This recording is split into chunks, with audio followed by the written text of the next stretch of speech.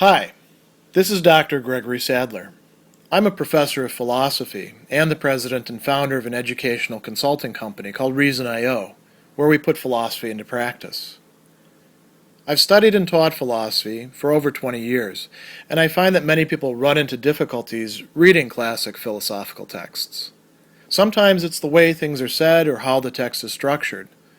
But the concepts themselves are not always that complicated, and that's where I come in. To help students and lifelong learners, I've been producing longer lecture videos and posting them to YouTube. Many viewers say they find them useful. What you're currently watching is part of a new series of shorter videos, each of them focused on one core concept from an important philosophical text. I hope you find it useful as well. In Chapter 12 of his work on controlling anger, Plutarch is going to focus in on one of the main causes for people becoming angry, and he's drawing on other thinkers who have come before him. In that very chapter, he mentions Jerome, who was an Aristotelian whose work on anger unfortunately is lost. Some of the things that Plutarch is saying echo things that Aristotle earlier had said in Rhetoric, Book 2. And he is providing us with a way of understanding how we can avoid becoming angry or as intensely angry if we can see one of the main causes for anger. So cut off the cause, cut off the effect. So he's looking, or literally theorizing, about the origin, the genesis, the coming to be of anger itself. And he says something very interesting here that is worth noting. He tells us that there are multiple causes, right? A cause is aitia in Greek, and he says that there's different causes for different people to become angry. So it's not as if there's one single button that we can push all the time. But then he goes on and he says, for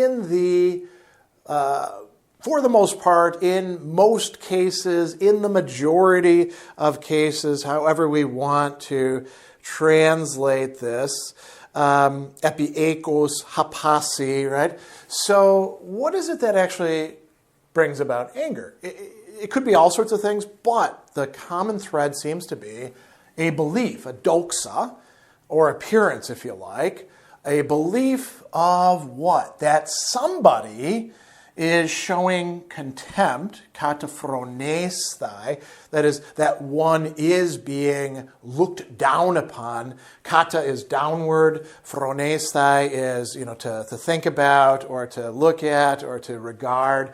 So being regarded as lesser, being looked down upon, or neglect, amalesthai. So malaya is care, concern, paying attention to, prioritizing. So a lack of being prioritized or cared for by others. So, you could translate this as contempt and neglect, as it is in many of the translations, and it's by other people. These are passive verbs which imply that somebody is doing something to you.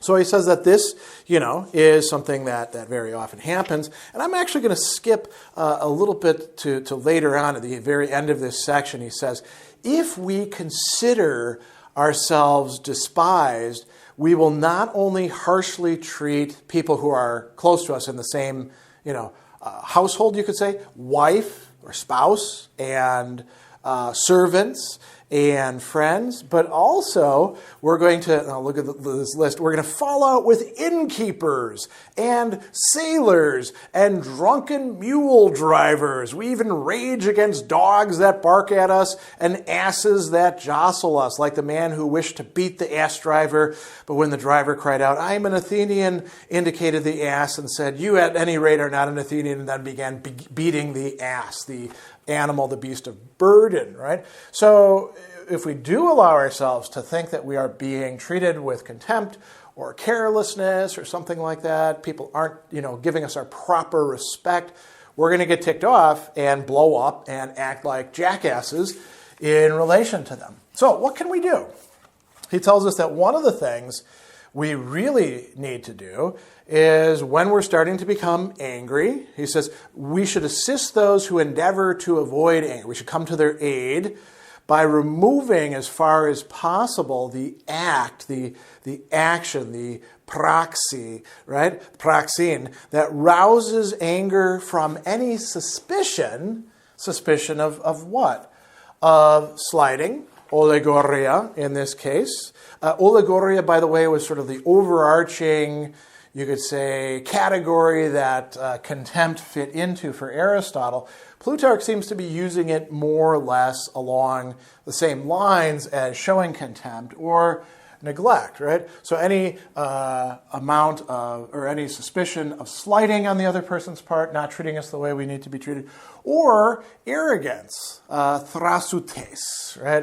You could say overconfidence, being full of oneself is another way of expressing it. So how do we remove this suspicion when we're talking to another person? We say, oh, no, that's not the case, or talking to ourselves. Well, we are talking about motives here, so we need to attribute different motives, which may or may not be the case. I mean, it could be that somebody actually is being a jerk to us deliberately, but it might be a whole bunch of other things. And so he gives us a list of different things that we could assume that it is. We impute it to ignorance, agnotas, not knowing something. Like, so somebody says something bad about philosophers to me. Well, they don't know that I'm a philosopher, right? Or they don't know that I'm touchy about that sort of thing. Or what else? Ignorance, necessity, needing to say something. Thrasoutetos, right? Or ananke in this case, right? Or pathos, emotion. It could be that they're angry themselves. So they say something mean to me because they're mad the bus left them in the ditch, and they've got all these packages that they're trying to take care of, and the rain is coming down, and they're all pissed off, and they yell at me, right? I could say, well, they're suffering from a passion, or maybe they're sad, they're depressed, or maybe they're, drunk and enjoying themselves too much, so they say jackass things to me, and I can let that slide in that case, right? What else could it be? Bad luck, or mischance as it's being translated here. Doustuchian. Now, tuche is chance or luck in Greek, right? And so deus is bad. Doustuchia means things didn't go the way that you had actually planned them to go. So you're walking along and you bump somebody. You didn't mean to bump them. You just happened to be in the wrong place at the wrong time. That would be a good example of a doustuchia, bad luck. So if we attribute these things to the people instead of slighting or contempt or arrogance or neglect of us, then we're not going to get mad, or we're not going to get as mad with them. And he goes on and he says that when people are being humble with us and saying, oh, I'm sorry, then they don't show contempt to us. They actually show us that we matter. And so he says, when he who has done an injury shows himself humble, he removes all notion of contempt. But we shouldn't have to wait for others to humble themselves or apologize. According to Plutarch, when we're angry, we can actually take some control over our own life and emotions and decide not to consider, nomidzein in Greek, not to deem ourselves to be despised by these other people. Instead, now here's where it gets kind of funny, he actually uses the same term. He says we should despise or contempt, we should look down on these other people who we think are looking down on us as acting from something bad on their own part. We could say, sort of similar to the advice that the Stoics provide, we can say, oh, you poor bastard, you can't do anything other than you're doing. Why? Well, there's a whole list of 6 different things here, 2 of which have to do with age, right? One is old age. geros, and the other one is childishness. So we can say that somebody is being, like a senile old person, forgetting things, like forgetting who we are. Or we could say, they're acting like a child. No big deal, right? We don't have to get upset with them. And what are the other things? Weakness, asthenion, maybe they don't take stress very well. Maybe they don't take challenges or setbacks or, getting wet, and then they act like jerks to us. They're not actually trying to show us contempt. They're just weak. Or maybe, like when it comes to seating at an event, maybe somebody's not very good with seating charts or numbers or things like that. We say, well, it's a mistake that you made, but it's not that big of a deal. Rashness, being too, ready to do things.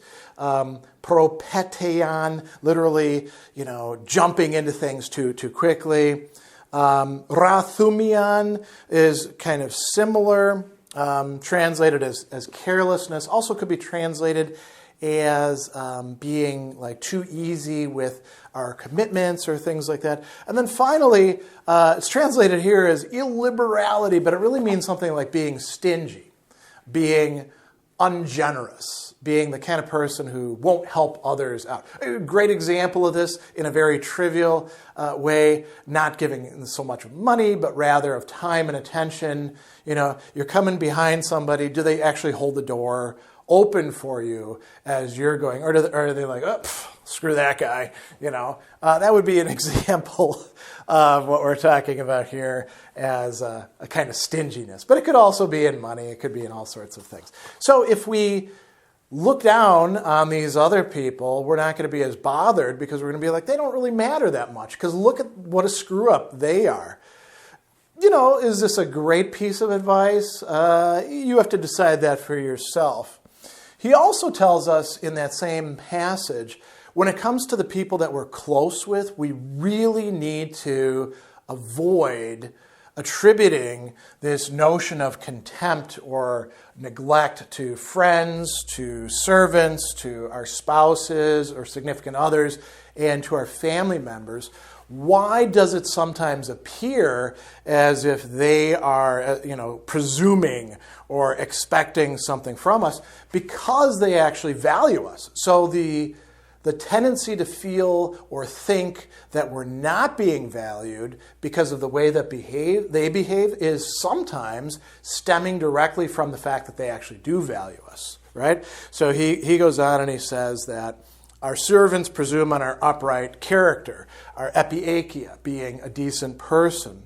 Our friends presume on our affection or goodwill, our eunoia towards them.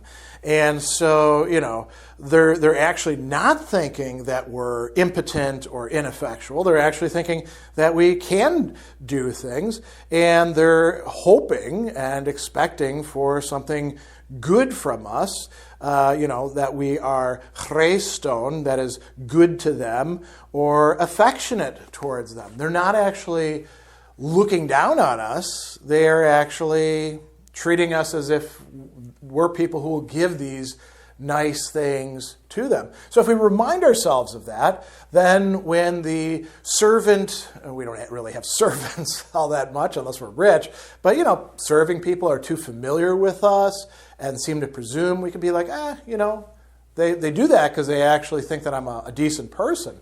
When our friends demand or expect or things along those lines from us, we can say, they expect us to be behaving like good friends and benefiting them and showing them goodwill and affection. So they're not really taking advantage of us. Now that, maybe in some cases they could be, but Plutarch says it can be very helpful for us to deliberately think about how we're interpreting things and then choose an interpretation of other people's motives that leaves out this belief of contempt or neglect by others. And if we do so, then we will be less angry, and we can also use this as an aid to help other people be less angry and suggesting alternate motives for why people are doing things.